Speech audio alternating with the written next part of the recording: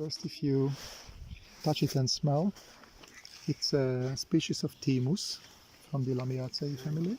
Thyme. Thyme. Thymus. I don't say you any species name because they have got a lot of species and identification goes after the flower. Thymus. Just scratch a little bit, you will feel them. They smell much different. It's a Mediterranean. Yes, you can make nice teas from it. It's very good against cold, against coughing.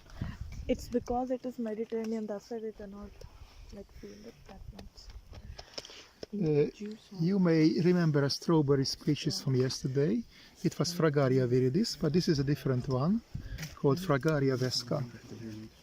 Fragaria vesca. Fragaria vesca. Vesca. Fragaria vesca. This is a good and edible strawberry. Originally a forest plant, but can survive also in clearings like this. Fragaria. Why you both coming from same side? You come from this side. Oh, sorry, you can take it. Oh my God. Take a fresh thyme, you can make tea. We make juice. All habitats has its own violet species. This one is Viola canina.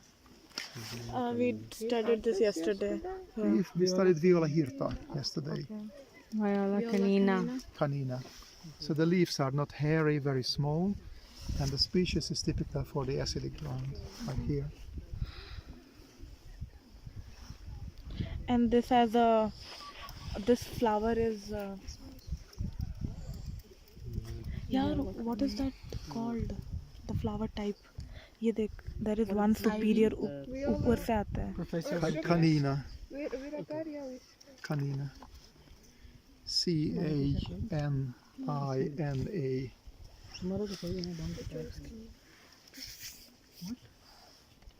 So to identify violets is a difficult job, but some of them can be easily identified.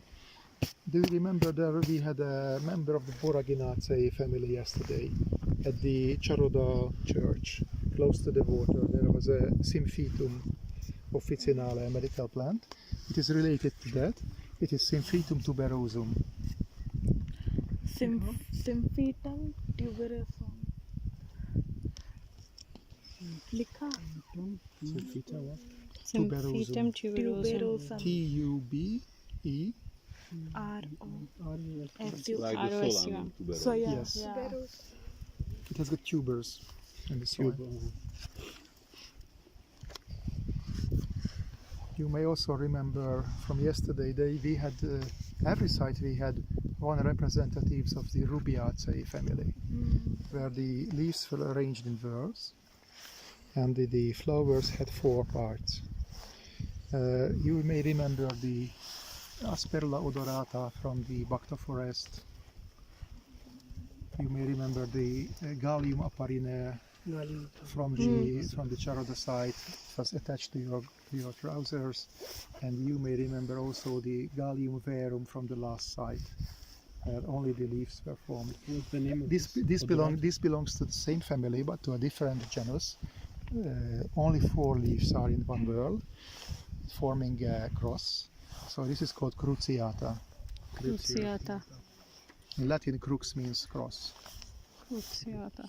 Cruciata pedemontana. Pedemontana. P-E-D-E-M-O. Montana. Hannah Montana. T-A-M-A. Yeah, makes sense. Pedemontana.